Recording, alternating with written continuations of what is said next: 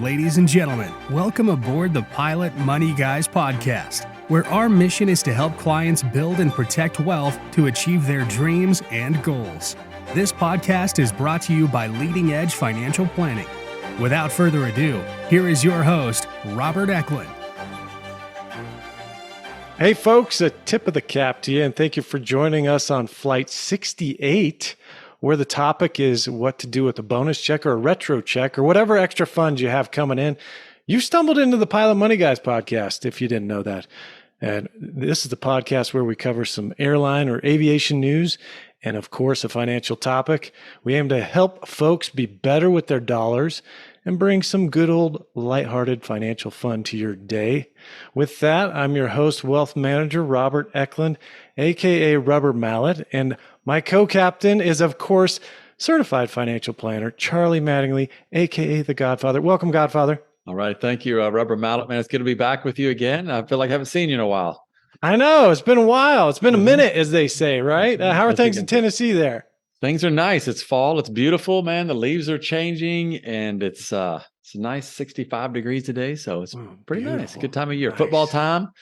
Yeah. So, yeah. Is it the Vols doing well this year or not so much? They're doing all right. They've lost once, but I got a feeling we're about to lose a few more in the next few weeks. Yeah, we've got a big one. We're undefeated, Air Force, undefeated right now. Broke the top 25, where I think we're 22nd. But we've got Navy, and I think our quarterback might be hurt. I hope not. Yeah. But big one in Annapolis this coming weekend. So too cool. Good stuff. Let's jump into aviation news. Yeah. Big shout out. Congratulations to our United brothers and sisters on their recent contract. Well deserved, if I don't say so myself.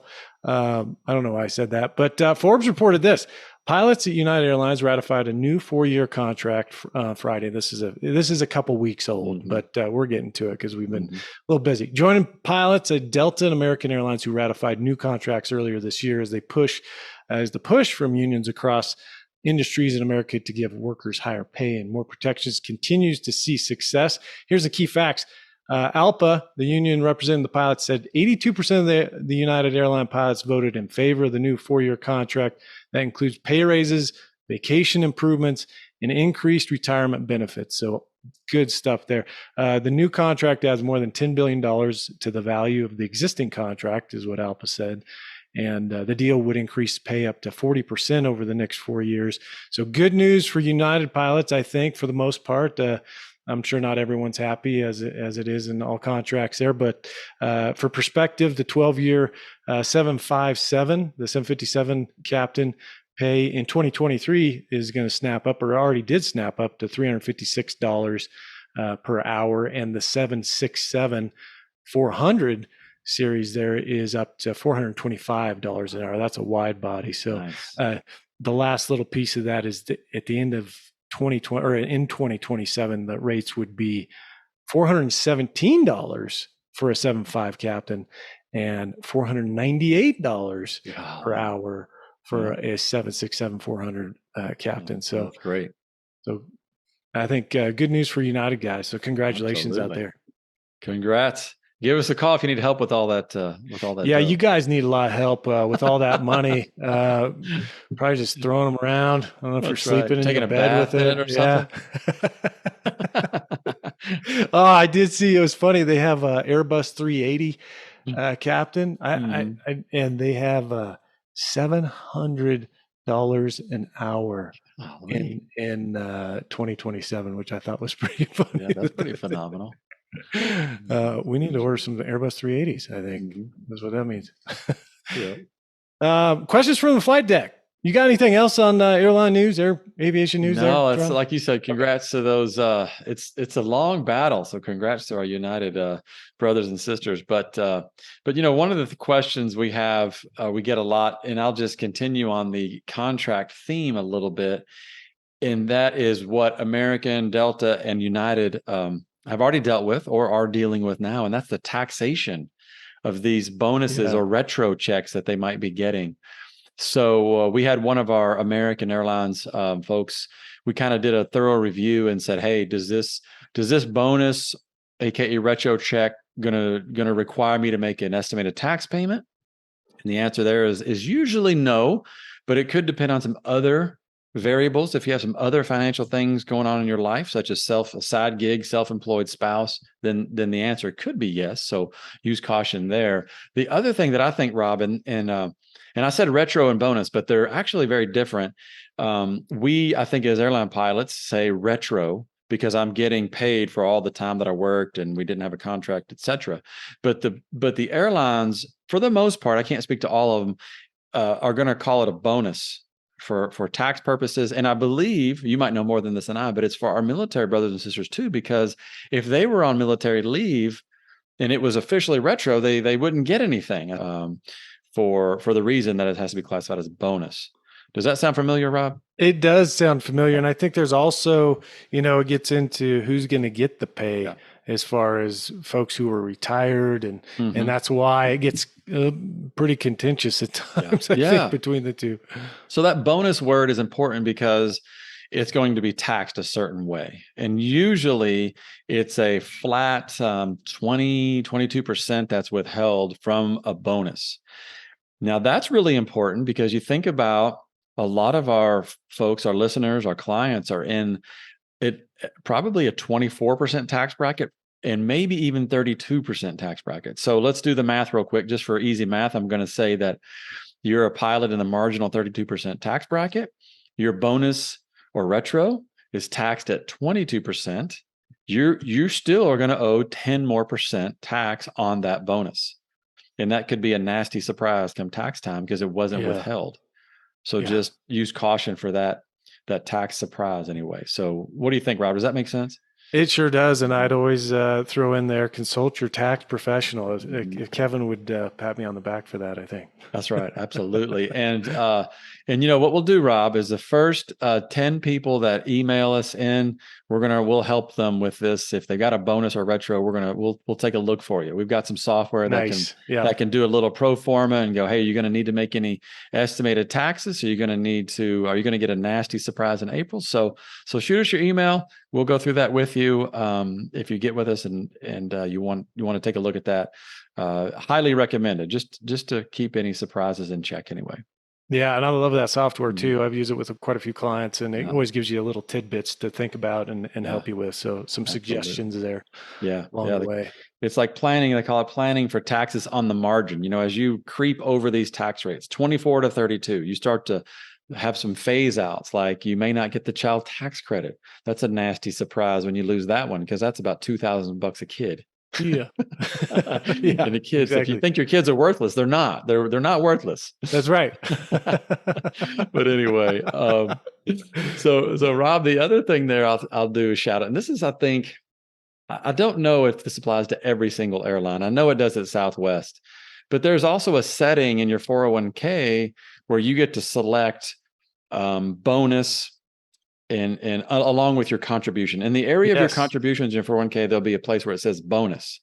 Now, sometimes, and that didn't happen. Again, this is Southwest specific, and they're the only ones, I think, one of the only ones left without a contract anyway. Sorry, my Southwest brothers and sisters. It'll happen, I promise. But use caution for that button, because this came out after the 2016 contract.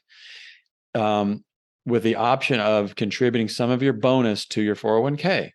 So now here's a couple of things that I think about, and I may be blowing this out of proportion, but I think it could surprise some people, because let's say that by miracle, a contract is passed this year for Southwest guys and girls, and they get a big fat retro / bonus.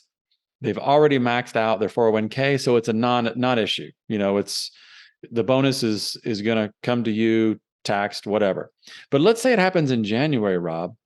Then if somebody's got, let's say, 15% contribution in their 401k and the bonus button is also selected, then there's going to be a 15% of that bonus going to the 401k, and they're going to then get taxed on the rest, and then there'll be a check come to them. In other words, instead of 22% withheld, it might feel like 37 to 40% is withheld. And if you're counting on that bonus, which I know some folks are, like, man, my wife, don't do it. Yeah, I got a new pool coming in, and I promised my spouse. Anyway, you might be surprised. Yeah. So I don't know exactly how that would play out, but clearly, if it did go into the bonus part, then your 401k would get maxed out earlier. You'd end up not having to contribute as much. And I think you'd be made whole, but you could get a little bit surprised if you got a bill due or a vacation you were going on, et cetera. So that's something I think to take a look at. No, that's important too, because the first of the year, Social Security tax comes back in, your regular 401k contributions after you've maxed out start coming back in. And those are always surprises, even for people who know they're coming sometimes. They're like, why is my paycheck it just went down in January? I thought I was getting a pay raise or something. And not the case. So yeah, I think that's super important to be cognizant of and plan for. So double check whatever that is. And, for folks that are already sitting with those paychecks, if you've already, hopefully you didn't already spend them, to your point, Charlie. Hopefully your family and you have already, don't count your chickens before they hatch, if you will, and don't spend the money before you have it in your hand.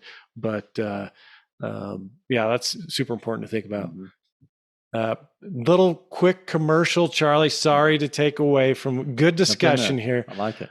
Folk, let's bring it down just a notch. Let's just bring it down a second. Get real for a second. Are you getting ready to spend some time with your family over the holidays? We're recording this right before Halloween. So I think it's about holiday time, I think. This is one of the reasons why money is important to you, to give you time with those you love. Knowing your retirement and life goals are on track can have significant positive impacts on you, your family, and may I say the world. We stand ready to help as fiduciaries, providing fee-only, objective fee-only financial planning and investment management. If you'd like some help in this facet of your life, you can reach us at robert@leadingedgeplanning.com or charlie@leadingedgeplanning.com. Our website is leadingedgeplanning.com. Again, robert@leadingedgeplanning.com and charlie@leadingedgeplanning.com. A lot of .coms in there, Charlie. Okay, break. Sorry. Let's keep getting into it. And let's set the table a little bit more here, Godfather, before you break in and chow down on this meal for us. But close your eyes for a second. Pretend you just received that nice juicy bonus or retro check in your bank account. And let's take a second and be thankful for all the extra powder in your financial swizzle stick there. Lots to do with this, right? We're happy. It's a good time to be a pilot or whatever. If you're a veterinarian or doctor, whoever got a lawyer, if you get the nice little check there, maybe you were not expecting this extra moolah, or maybe you were. Personally, I don't like to count my chickens before they hatch again. So hopefully you haven't already spent yours on the bonus, like Christmas vacation. But in any case, let's pretend you have the money you were not expecting. So what do you do now? Let's take a percentage of it, maybe. And this is obviously all dependent on you and your personality and what's going on, and have some fun with it. You earned it. Take 10%. We have a mantra here, and lots of different financial folks have the mantra of plan, save, invest, and then we throw in live, or at least I do. Not always in that order. So let's move up live, or at least move it up right after plan, because we're planning right now. So move up. Let's do plan, live, save, invest, and let's live and take 10% of that hard-earned cash and go out and have some fun with it. And that kind of begs the question: what is fun to you? And hopefully you sit down. If you haven't, sit down and think about it. Maybe put 5% for your spouse or significant other, and 5% for you. And I think that there's no spending like guilt-free spending, in my opinion, Charlie. That's just the best kind. I like it. We talked tax considerations. Anything else you want to talk about tax side before we get into, hey, where's my next dollar go, which is really what we're getting into? I think we got it. I do love the attitude and the idea that you have of, man, take a moment to celebrate. It's a long battle. These contracts are stressful.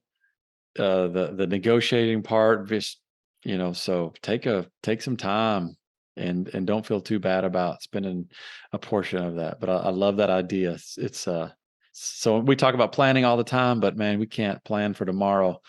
We don't know what tomorrow holds for us. So yeah, do that. For sure. Yeah. So after you've kind of, taken a second, been thankful, take 10%, or whatever your percentage is. Hopefully it's not 100%. Go out and have fun with it, because one of the things that you were talking about, I think in pre-show prep there, Charlie, was as our income goes up, our savings doesn't always go up. And that's an issue.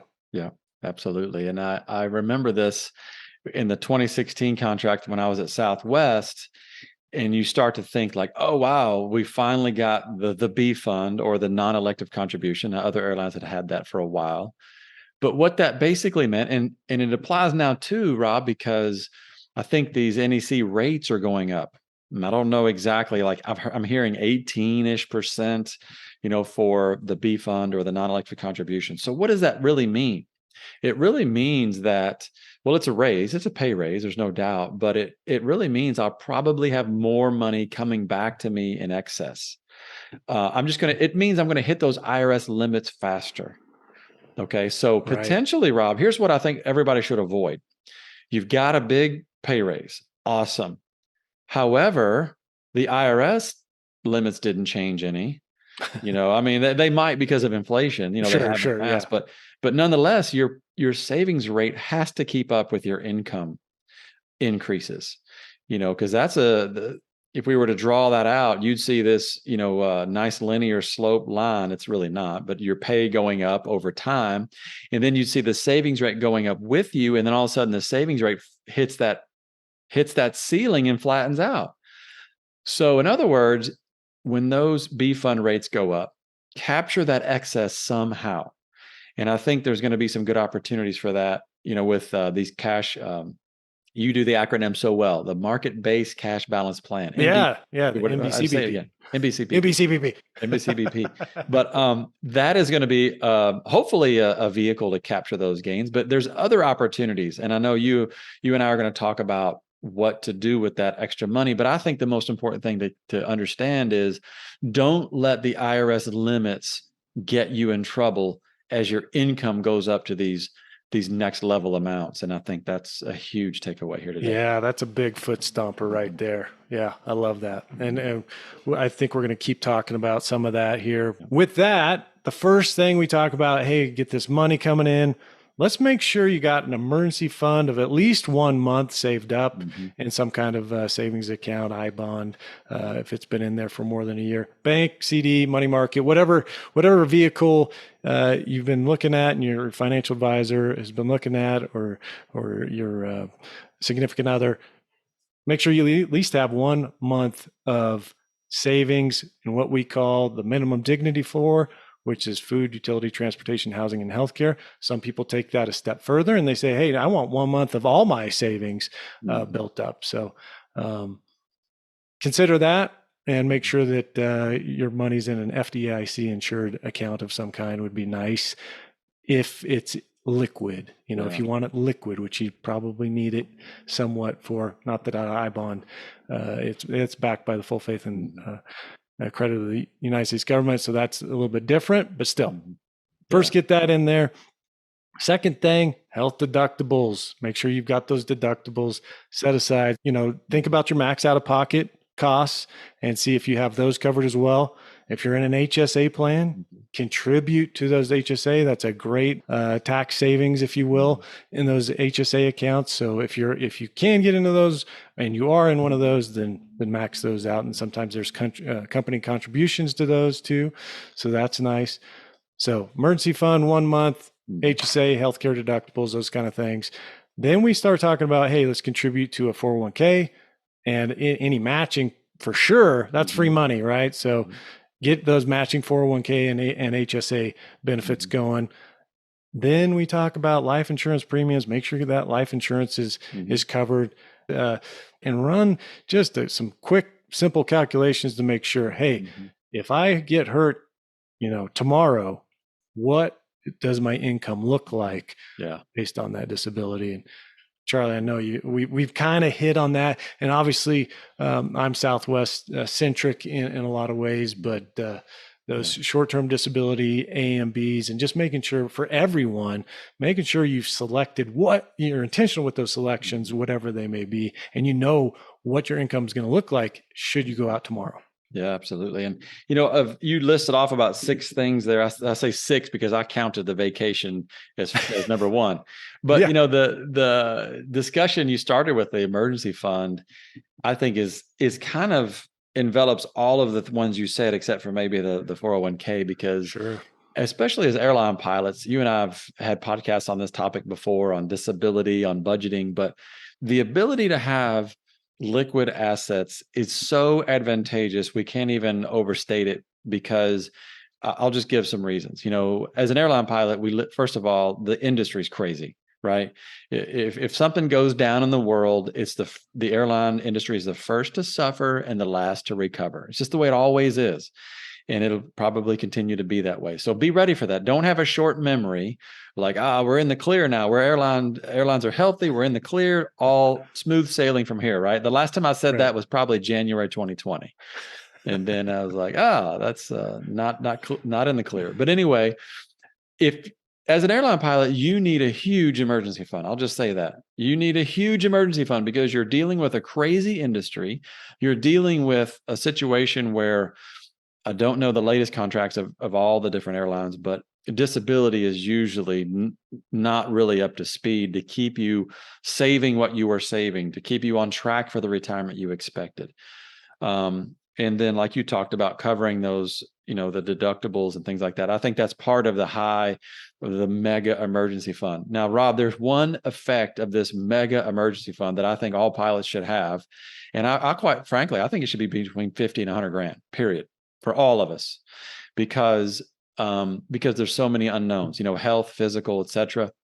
But there's one as a minimum. Do you mean like between 50 and 100 is a minimum? Yeah, 50 to minimum, 100 maybe even better. Just because of all the things you got to deal with. Now, here's one of the side benefits that is not written down anywhere, but it's absolutely true. When we go through a downturn in the markets like COVID, March of 2020, or even 22 last year was rough, but especially those really difficult times in the economy. Like last year was a down market in 22, but the economy was kind of going and it was okay. People were flying. But remember, in 2020, it felt like the world was going to end.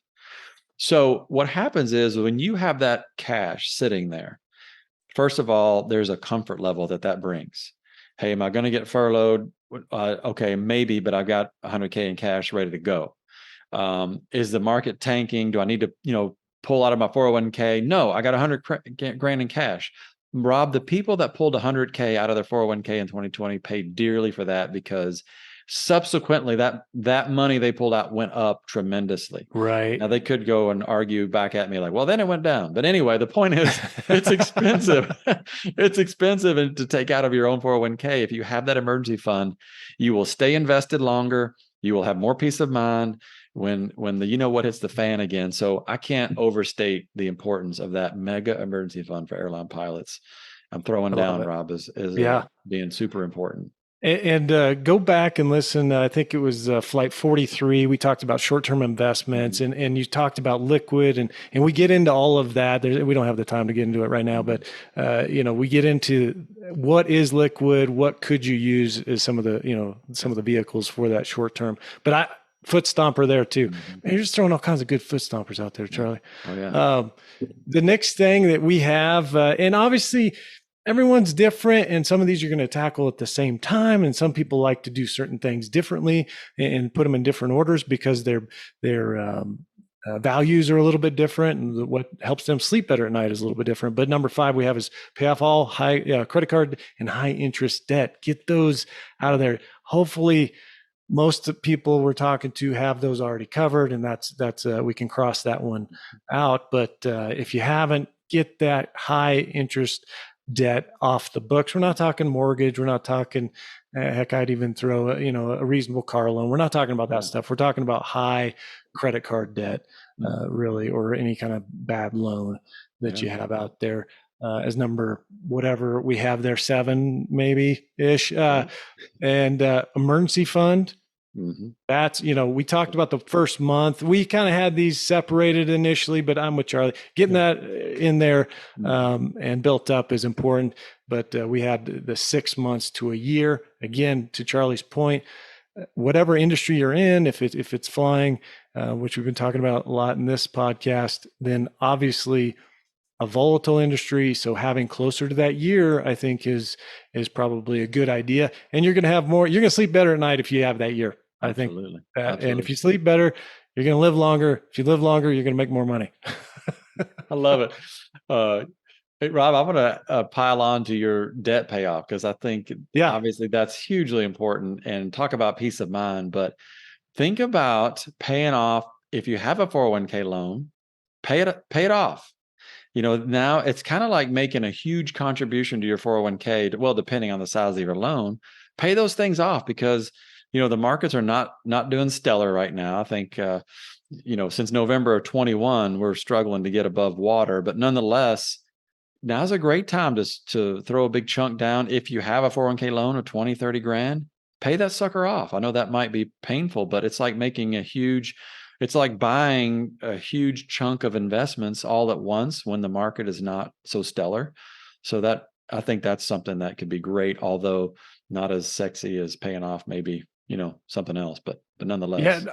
Well, that's a great segue, because the next one is maximize your 401k contribution, which if you obviously have a loan out there, you want to get rid of that as quickly as possible, because we don't know when the market's going to go up. We do believe the market will go up, but we don't know when. And right now, for long-term investors, it's a great time because we're getting all those stocks and all those bonds at lower prices, which is fantastic for long-term, maybe younger guys like myself. I'm so young, and Charlie's a little older.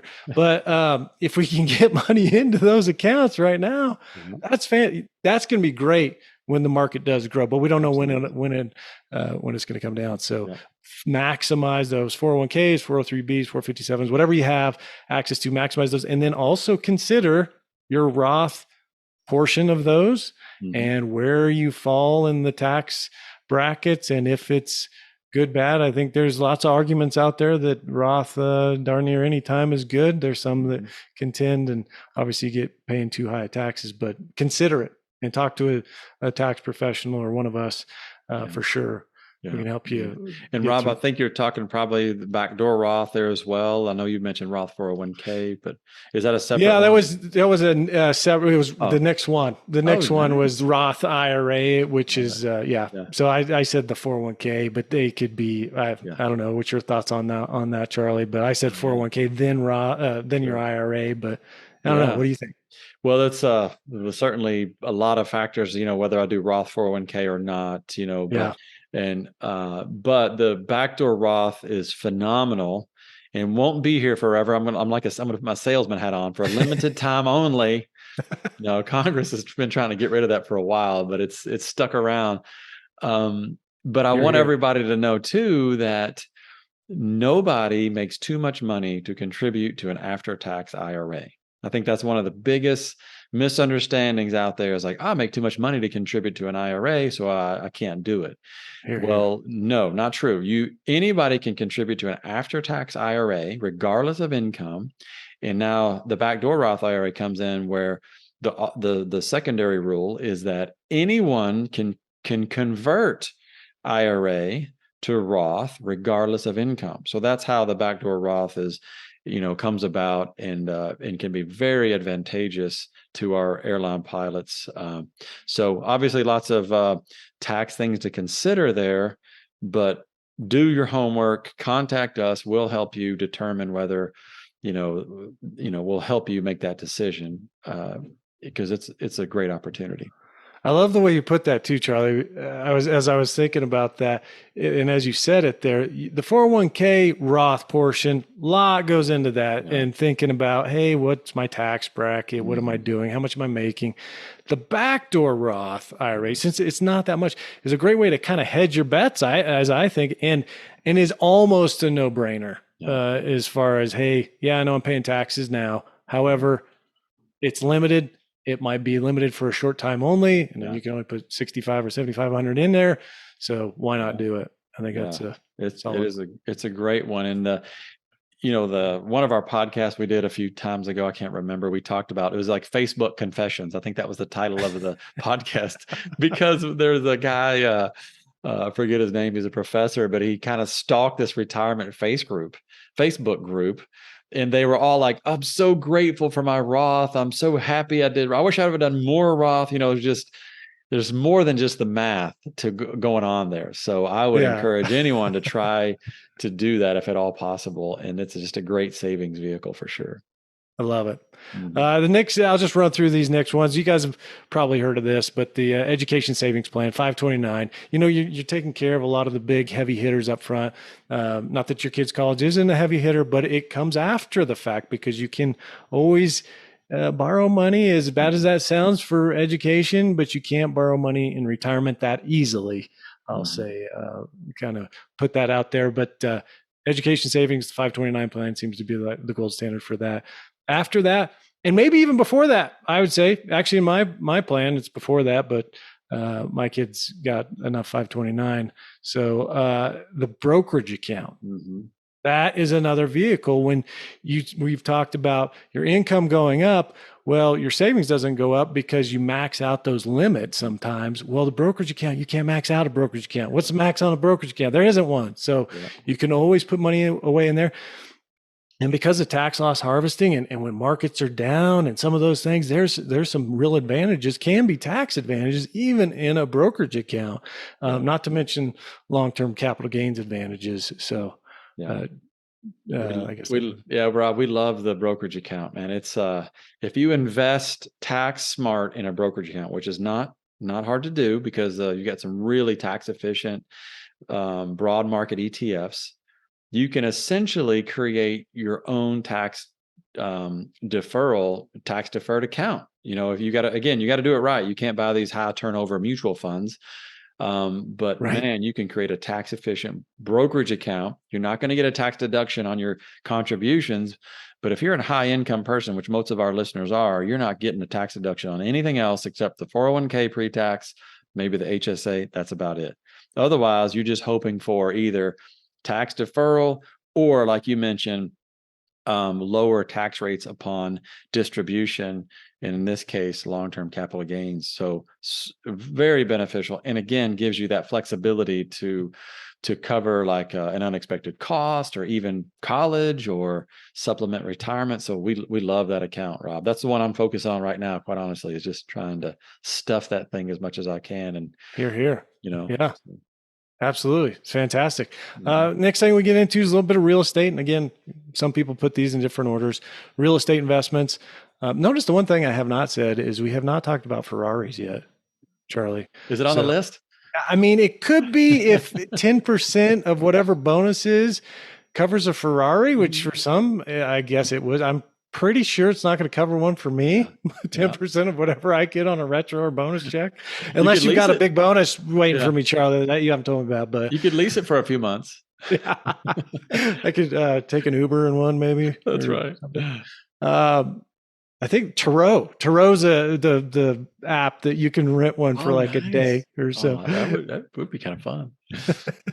Anyways, real estate investment, get into some of that. We talk about employee stock purchase plans or investing in your company if you get some kind of discount there as well. RSUs, ISUs, won't belabor that point too much, but pay it. And then the next thing is, okay, you've got all of those things kind of covered. Then maybe consider paying off those lower interest debt payments, cars, mortgages, whatever you have there. And the last thing is the Ferrari, the speculative investment, the art, the coins, the Bitcoin, the whatever you have. But I'll caveat that with no more than 5% of your total wealth do you put into that. Even if you followed up all those other things, I would obviously good. The really rich people don't follow that rule. But anyways, that's good. That's all I got, Charlie. There's two things I'll add on then in the time we have left. And one, I just want to amplify what you said about the employee stock purchase plans. We get a lot of questions on that. When, I'm doing in fact, a lot of people are hating their employee stock purchase programs right now because Southwest and other airline stocks, I think, are down. It's been a bad year.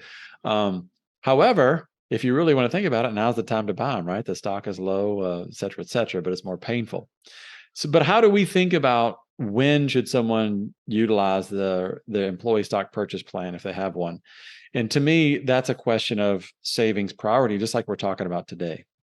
Have you maxed out the 401k to the IRS limits?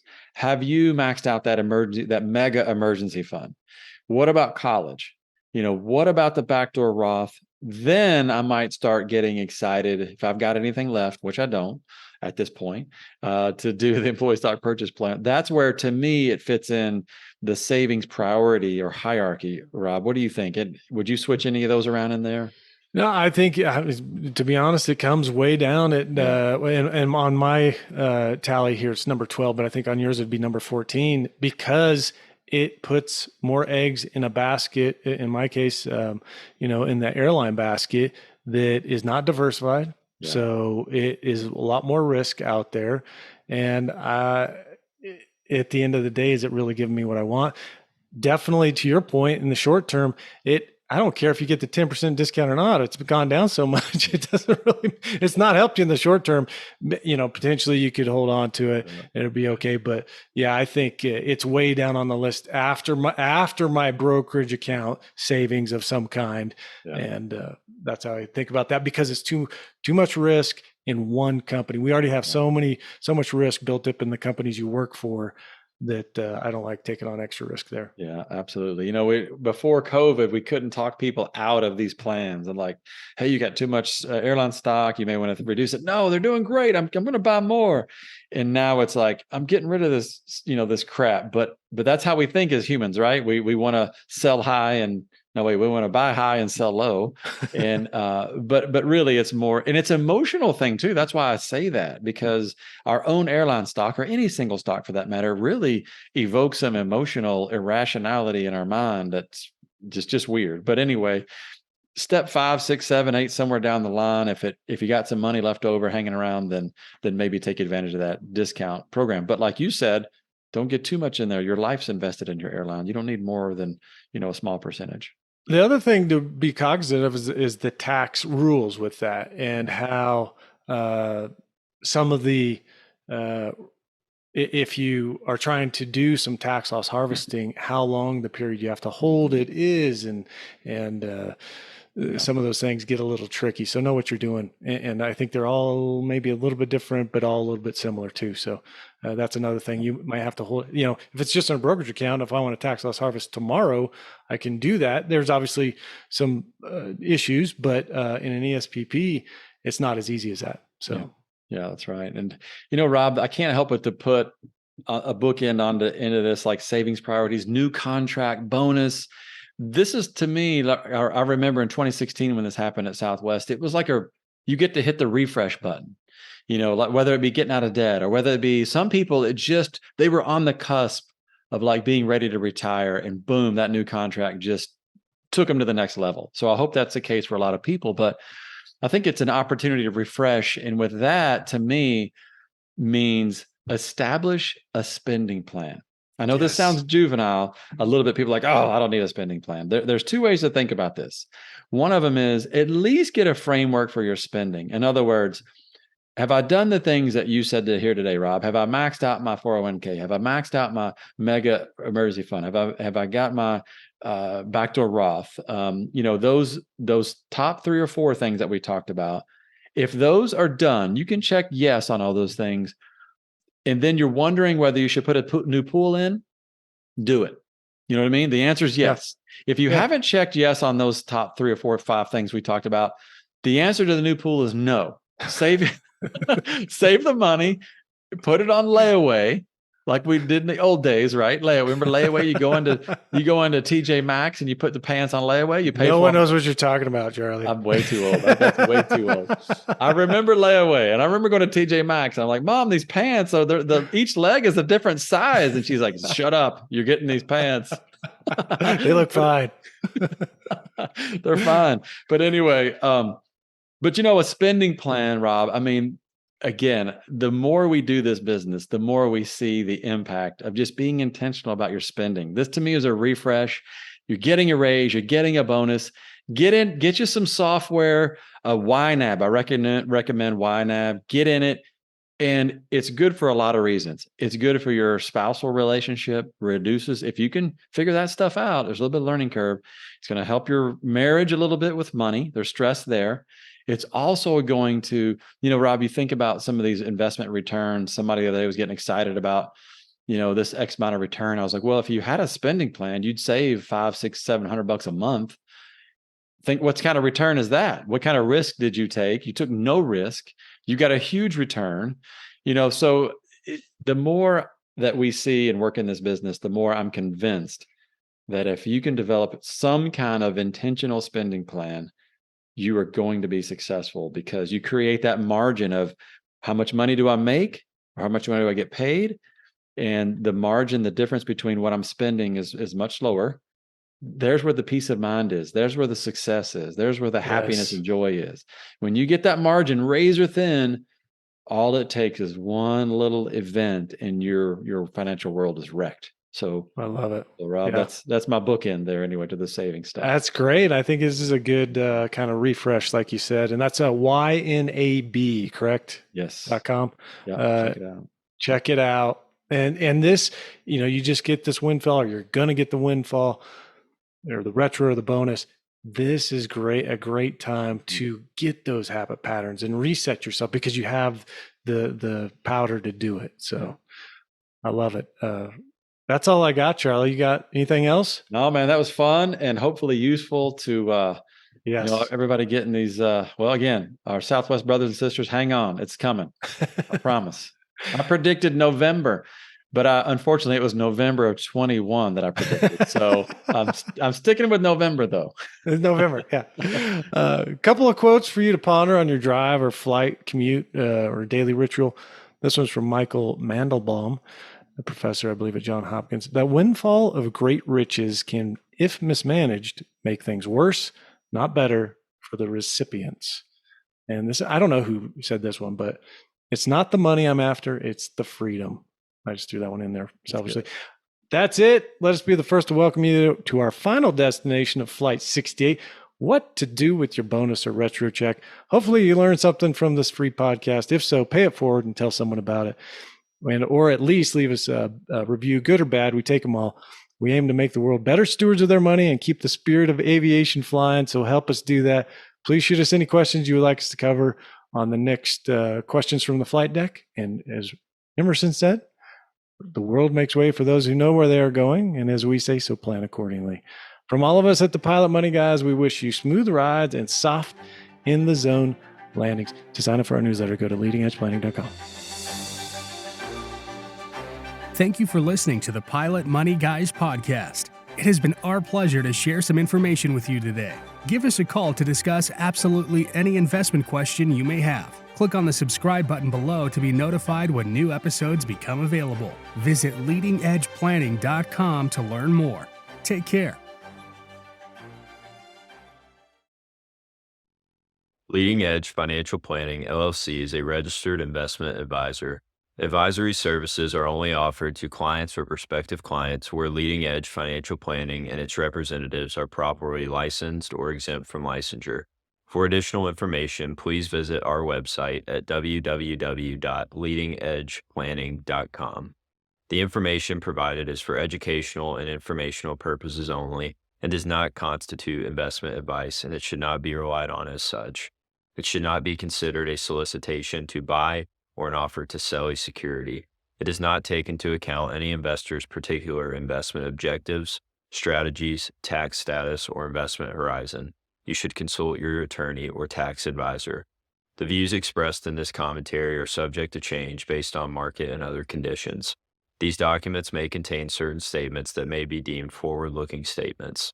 Please note that any such statements are not guarantees of any future performance, and actual results or developments may differ materially from those projected. Any projections, market outlooks, or estimates are based upon certain assumptions and should not be construed as indicative of actual events that will occur. All information has been obtained from sources believed to be reliable, but its accuracy is not guaranteed. There is no representation or warranty as to the current accuracy, reliability, or completeness of, nor liability for, decisions based on such information, and it should not be relied on as such.